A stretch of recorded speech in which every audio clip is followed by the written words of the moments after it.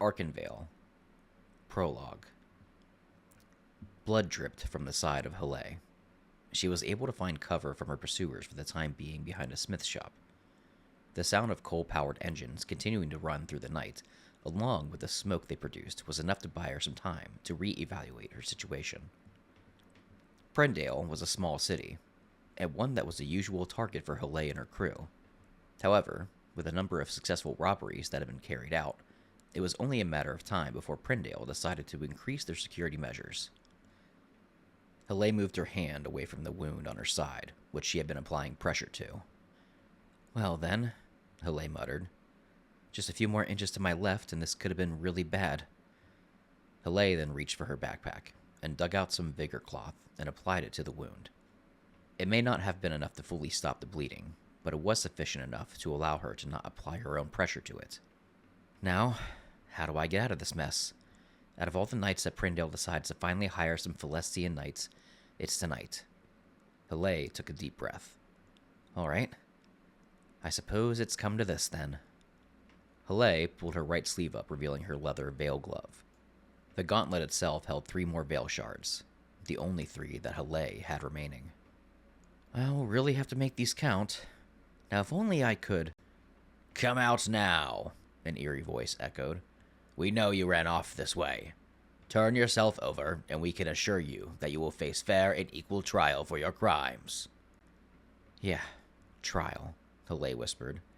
"Everyone knows that a trial in Celestia leads to nothing more than a life sentence in the factories." Hale pulled out a small mirror from her backpack and angled it around the corner of the building she leaned against.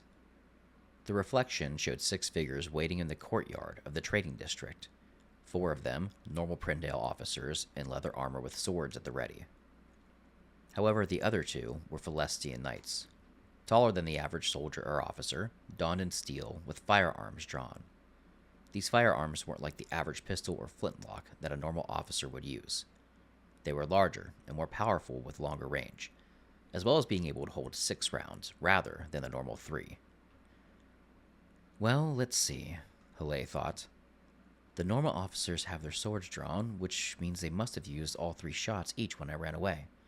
Reloading would have taken them too much time, and they wouldn't have been able to keep up with me.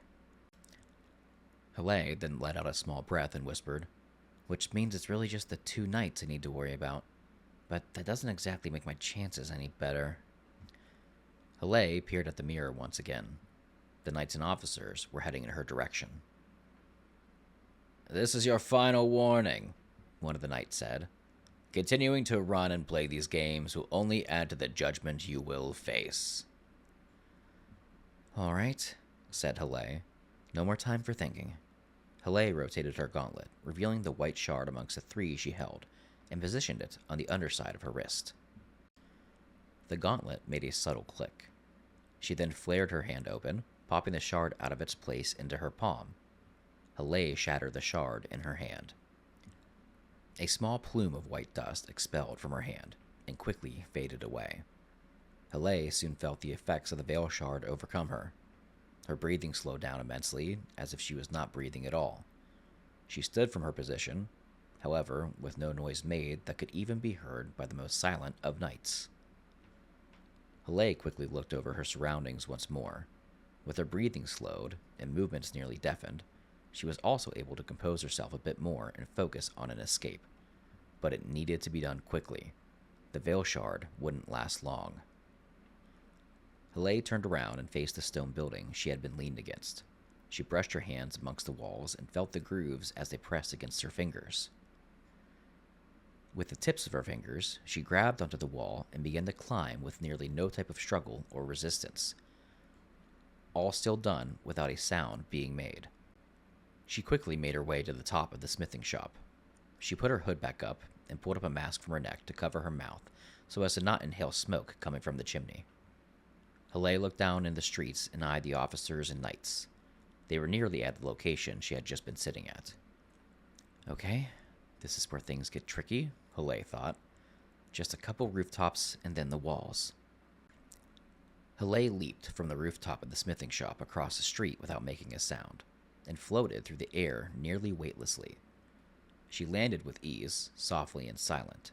She turned and looked back across the street. The officers and knights had not yet noticed her. She then proceeded to slowly make her way to the opposite side of the building which she landed on, and proceeded to leap from rooftop to rooftop, making her way closer to the small city's walls. As she landed on the last building, she felt her heartbeat. It was beginning to sound louder and faster than it initially was when she first broke her shard. She didn't have much time left before her abilities ran dry. "All right, just one more jump to the wall," said Hale. "Then a quick climb up, a jump down, and then off into the night I go." Hale leaped from the last rooftop, floating towards the city walls, still with silence. "Almost there," said Hale as she glided forward. She glided closer and closer. 20 feet, 15 feet, 10 feet. "There! In the air! Veil burster!" yelled an officer at a distant watchtower. Hale had been spotted. She cursed in the air as she was floating towards the wall. Gunshots fired off towards her from different directions. Hale was going to be killed if she didn't think quickly. In an instinctual manner, Hale pulled up her sleeve, revealing her veil glove, and rotated the chamber under her wrist. Come on, said Hale in a panic. Need to get down quickly." Hale readied a gray shard this time in the veil glove. It clicked in place, and she once again flared her hand and fingers, releasing the shard into her palm. She quickly squeezed and broke the shard. A plume of gray powder released from her hand. In an instant, her heart rate regulated. Her breathing increased to that of a normal rate, and her near weightlessness ceased as she fell to the ground. The bullets that had been fired at her slammed into the walls behind her. 1 second too late, and she would have been hit by a volley of steel bullets. Her fall wasn't as graceful as she had little time to react. Hale hit the ground with immense force, cracking many of the cobblestone bricks which she landed on. Her shoulder took the brunt of the fall, however she stood without much of an issue. Not only was her weight increased, but her physical body hardened with the stamina of stone. Her body did not appear to have any physical changes from what one could see from the outside, but upon touch her skin would feel hardened like stone.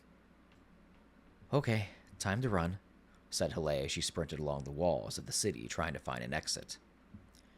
Her footsteps pounding into the ground, causing small fractures in the ground beneath her. Officers had spotted her, which means that the knights would soon find her as well. She continued to run, but was quickly cut off by a handful of officers who had converged with her along the walls. Hale pivoted with a hard right turn and ran into the city. Shots fired in her direction, a few of which grazed her, but merely ricocheted off her hardened skin. Luckily, they were simple pistols held by officers. A knight's firearm would have had a lot more of an effect on her, even with her vigorous elevations. Hale quickly found herself in a small residential area of Prindale as she attempted to flee from officers. At this point, she was really just trying to buy herself time to either hide or think of another exit strategy. But being elusive was quite difficult, as she had shattered her white shard, and gray had made her quite loud as she sprinted through the city. She came to a sudden halt in the residential streets. Roughly 10 officers all converged within the same area, holding firearms pointed in her direction. "Hold your position, girl. We have you surrounded," an officer said with a commanding tone. Hale looked around for options. She was surrounded, and to make matters worse, the same 2 knights that had been trailing her caught up with the officers. "This is your last warning," bellowed one of the knights as he pushed through the officers. "Stop this nonsense. Return what you have stolen, and we promise you will face a fair trial for your crimes against Celestia." The knight then raised his larger, and indeed more powerful firearm. "I really didn't want it to come to this," thought Hale, "but I guess the only way out is through." Without hesitation, Hale dashed to her left towards one of the officers who was standing in front of a small home. He panicked and shot at her, the bullet ricocheting off her shoulder. As the officer primed his weapon again to take another shot, Hale was already in front of him. She heard the clicks of the other officers and the knights priming their weapons to fire. Hale grabbed the officer. He was young, probably no older than Hale herself, and had more of a look of fear than bravery in his eyes. Chances are he was not a willing recruit, rather one that was drafted to serve Celestia.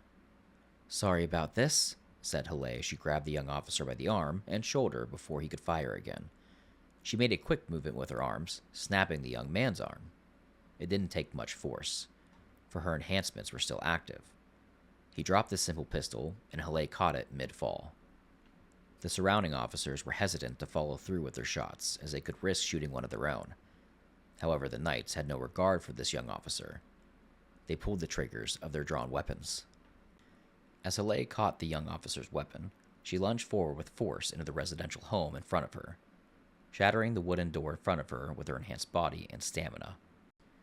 At the same time, the gunshots behind her were few, but very loud as the knights shot in her direction.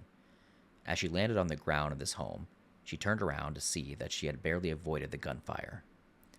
One of the larger and more forceful bullets from the knight's firearms ripped through multiple walls in this home. The second slug connected with the young officer, whose arm was broken by Halle. A wound a couple inches around had been made in the man's chest, shot clean through his back shoulder, with the slug slamming into another wall in the house. Blood sprayed from the exit wound onto the floor, and some onto Halle's leather cuirass. The man fell to the ground dead. I'm sorry, Halle said in a shaky tone. She quickly stood to sprint to the other end of the home, but as she turned, staring her down was an older woman in nightclothes with 2 young children at her side. They had obviously been awoken from the commotion through the city and were curious as to what was happening. Halle made eye contact with the mother and the children. It was only for a brief second, but it felt like minutes. Fear is what she saw. The same type of fear she saw in the eyes of the officer moments before she broke his arm.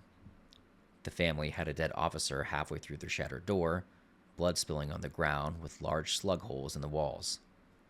This was something that the mother, but more frighteningly the children, would remember for the rest of their lives. They were just a mere few feet away from the slugs that had penetrated their home. For the door, and, anything else you might need, said Halle as she dropped the small pouch of arcs on the ground. She gave them a sorrowful look and ran towards the back of the home. A handful of officers rushed in after her, stepping over their fallen comrade. They showed no regard to the family as they continued their chase. Halle, after making her way through the back of the small home, crashed through a window with ease. The shards of glass from the window brushed against her skin, but would cause no damage due to her enhancement. She continued plowing her way through home by home, shattering doors, windows, furniture, and more on her path. It would be hard for the officers to catch up to her. The alleyways between homes was small, maybe 3 to 4 feet wide if that, which means the officers couldn't surround her with ease.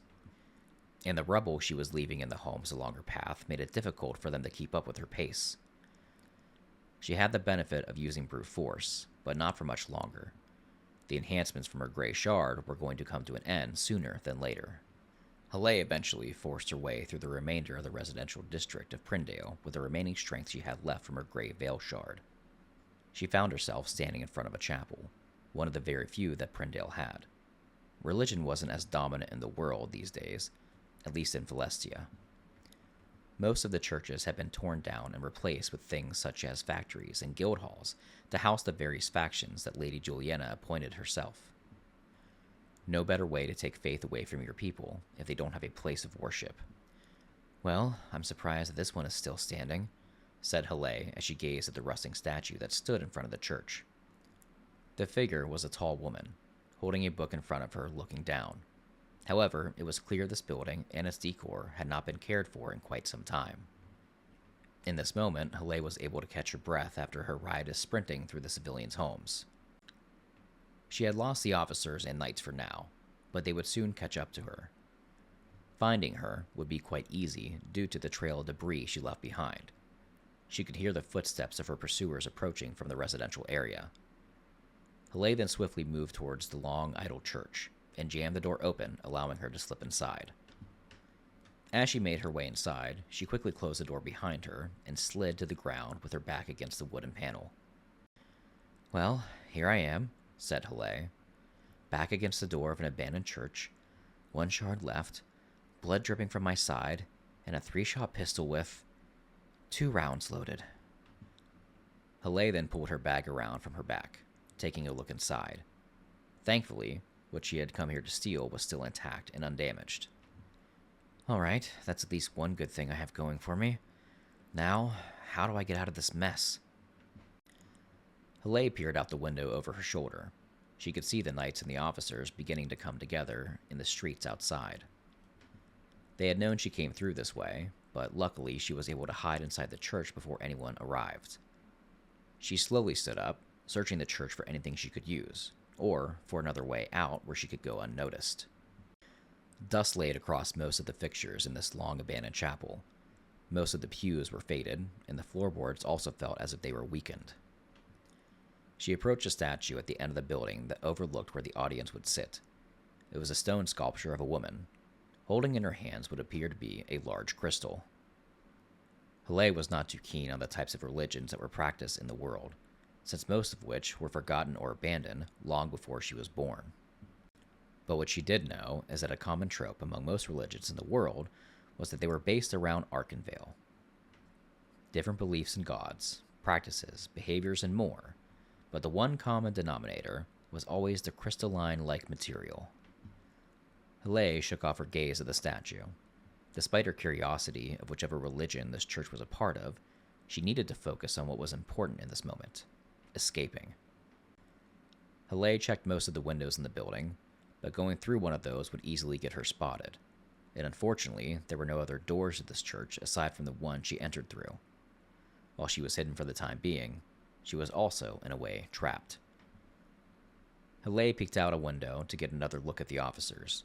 As she suspected, it was not only the officers and knights patrolling the area, but civilians had also come out of their homes in the streets as well. Some of whose homes were wrecked by Hillel bursting down doors and bursting through windows, and others just curious as to what was happening. Many of the civilians appeared to become restless and anxious, bombarding the officers with questions. "What happened?" asked one man. "What's the meaning of all this?" yelled another. The crowd soon began to grow as more and more people began to fill the streets. Okay, maybe this is a good thing, thought Hillel. If the townsfolk distract the officers enough, then that could leave me some room to... Hillel's thoughts stopped almost immediately. As she continued to look through the window, she noticed one of the knights speaking with a group of people. She recognized them as families, one she no doubt saw when rushing through their homes. Her heart skipped a beat as one man pointed at the church. Hillel cursed under her breath. "All right, gotta move quickly," she said. Hillel quickly looked around. However, there were not many suitable places to hide. She looked up and did see that there were rafters visible in the building. There wasn't exactly much cover, but it was definitely dark up there. Dark enough for one to possibly, if they were lucky, to not be noticed. She started to climb the statue of the divine woman with relative ease. Even without any enhancements from a veil shard, Hillel had been thieving for quite a few years. She was very nimble and athletic from her training sessions, allowing her to utilize other skills so she wasn't always relying on veil shards. There had even been hits carried out where she didn't have the opportunity to bring any shards with her. Not that she had a choice. Veil shards were rare, and correctly synthesizing them took time. As she reached the top of the statue, she heard the door begin to break. The officers and knights had arrived. She quickly leaped up, grabbed one of the wooden rafters, and pulled herself up in the shadows in the corner of the church. The door then caved in. The silence was deafening. Aside from the echo from the door slamming onto the ground, the crowd of civilians outside grew silent as they gathered in front of the church to get a view of what was happening. The officers and two knights stood at the entrance, just observing. One knight looked down at the floorboards and noticed Hillel's footprints in the dust that had been here for so long. They knew someone was here, more than likely exactly who they were searching for. "Time has run out for you, girl. There is nowhere to run now," said one of the knights with a booming voice. "We will give you one more opportunity to reveal yourself and turn over what you have stolen. In return, we again promise you a fair and equal trial. The choice is yours. Surrender or die." The knights and officers then raised their firearms. Hillel looked down through the shadows to see the officers and knights walking through the church, flipping over pews and pointing their pistols as if they expected to find her hiding within the rows. The frustration of the officers was visible, as they were having no luck finding her in this small church, especially as there were not many places that one could even hide.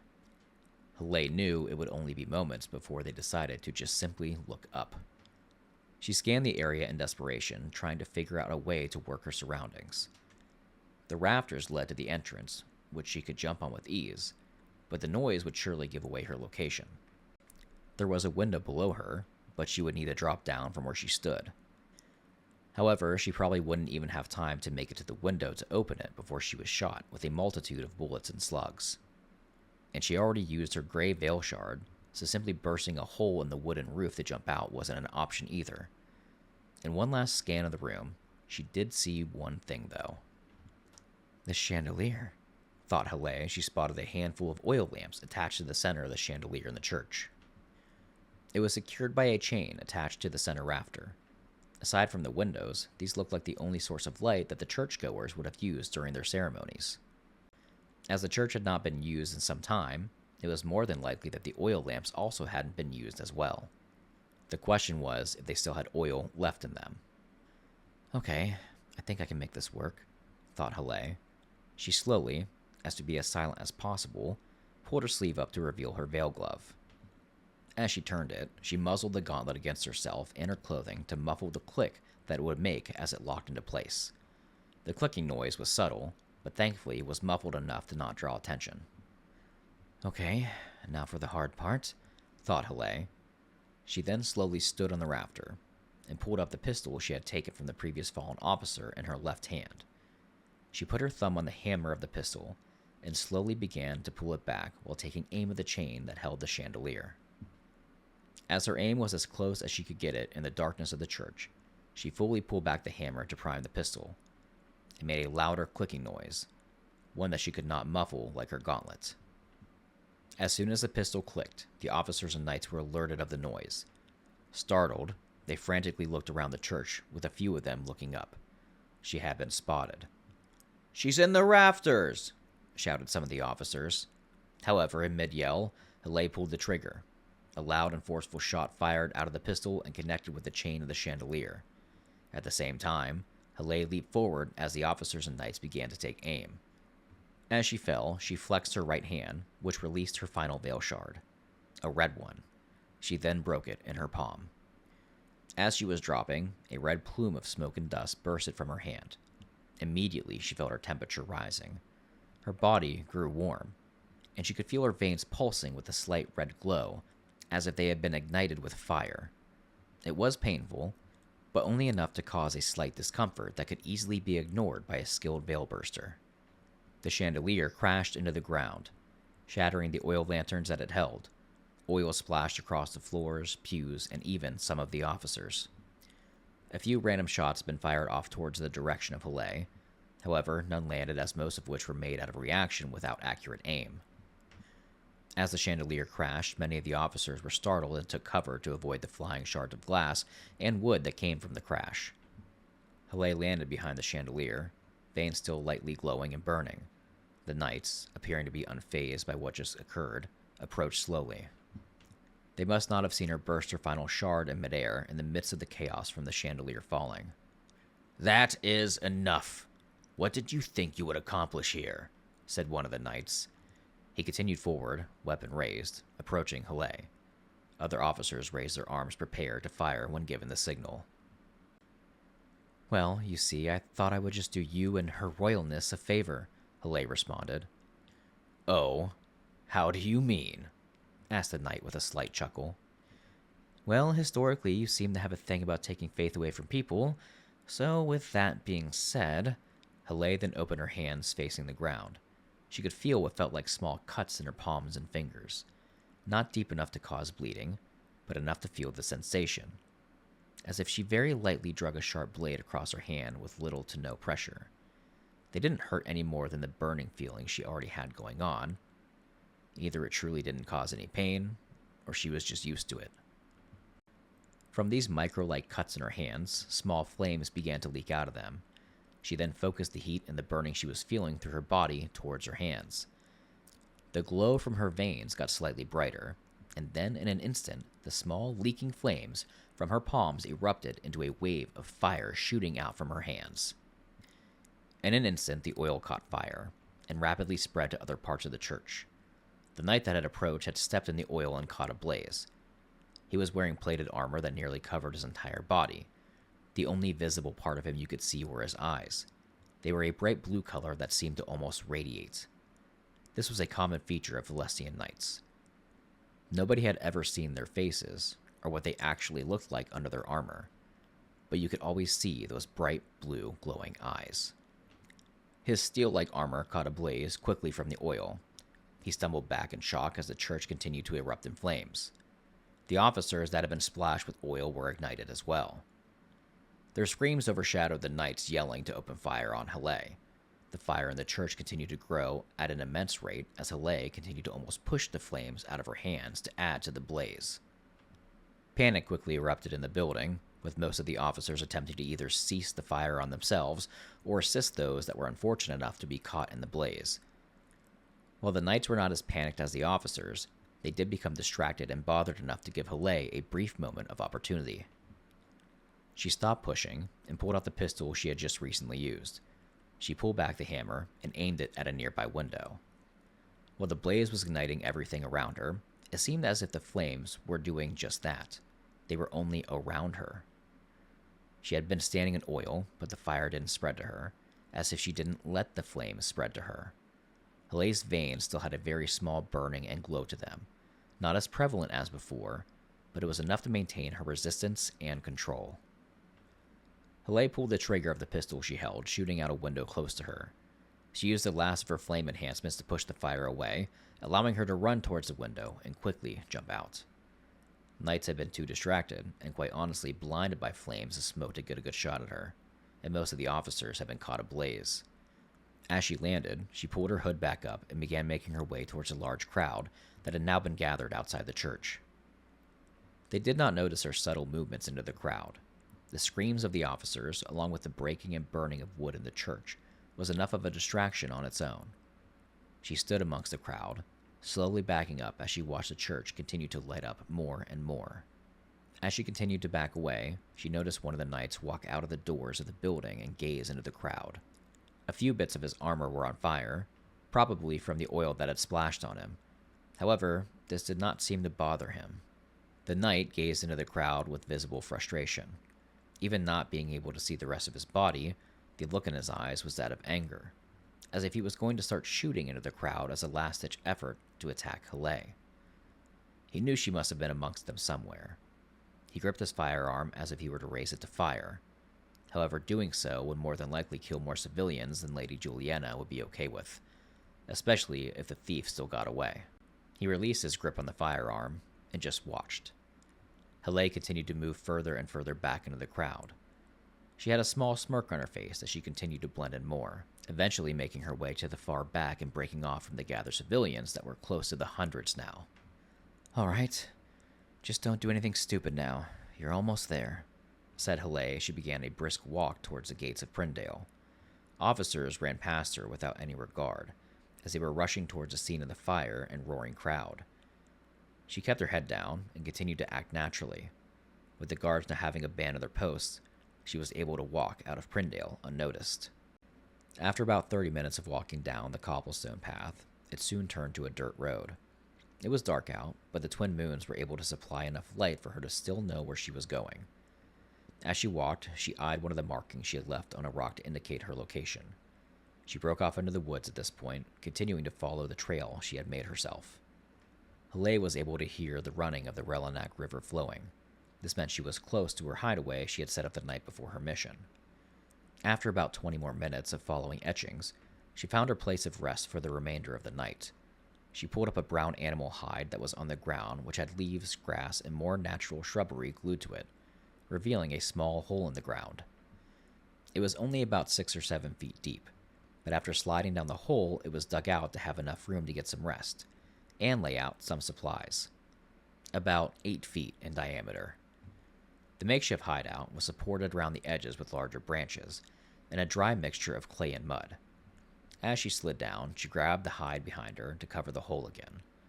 These weren't the most comfortable places to hide for the night, but they definitely came in useful. It was smart of her crew to build various hidden locations like this throughout Celestia. She slid down on the dirt and mud, landing in the center of the hollowed-out getaway. Taking a deep breath, she pulled out a few matches she had remaining and lit an oil lamp that was in one of the corners of the hole. A dim light was enough to illuminate this small area. As Hale laid back on a small bedroll, she smelled of blood, sweat, smoke, and now dirt. As Hale laid on her bedroll, she kept thinking about the knight at the end of her chase. His bright blue eyes were almost unnatural and hard to forget. She had gotten lucky tonight. The officers and knights may not have known she was out of veil shards, but she did. If another encounter like that would have occurred, then the chances are she would have been caught and ultimately sent to the factories. When Lady Juliana rose to leadership, her first act as lady was to reform the entirety of the justice system in the kingdom, which she did do, but not how people thought. Prisons were almost non-existent. With the rise of fuel-based machinery powered by coal and oils, she was able to increase the kingdom's production of firearms and other forms of technology, primarily weapons. Criminals no longer were simply locked away. Rather, they were sentenced to work in the factories, usually until they died. However, it wasn't just the severe crimes like grand robbery or even murder who obtained sentences. It was any crime, no matter how small, even as petty as being short on monthly dues for living in the city. Lady Juliana was successful at severely reducing the amount of crime throughout the kingdom. However, there were just as many criminals in the factories as there were borderline innocent people who may have just made a mistake. "Going on runs is going to be a lot harder, it seems," said Hale. "If a city as small as Prindale now has knights on patrol, then I can't imagine what the larger cities may have prepared. But we'll do what we always do, overcome and adapt." Hale rolled over and grabbed her bag, opening it to reveal its contents. What she had stolen was still intact, and would surely get her crew a nice haul of arcs, and the extra would allow them to synthesize more veil shards. The near-transparent and colorless crystalline ore she had stolen emitted a very faint glow. It was large and about the size of her head. She closed the bag and tucked it next to her bedroll. Hale smiled and closed her eyes to get a decent night's rest before returning to her home. The wound on her side stung with pain, but the vigor cloth she applied earlier in the night would keep the bleeding under control until she could properly care for it back at home base. But the pain was easy to ignore as she began to fall asleep. She had successfully escaped not only multiple officers, but even Celestian knights. But most importantly, she had stolen a piece of the most valuable and irreplaceable minerals in all of Celestia, an ore of Arcanveil.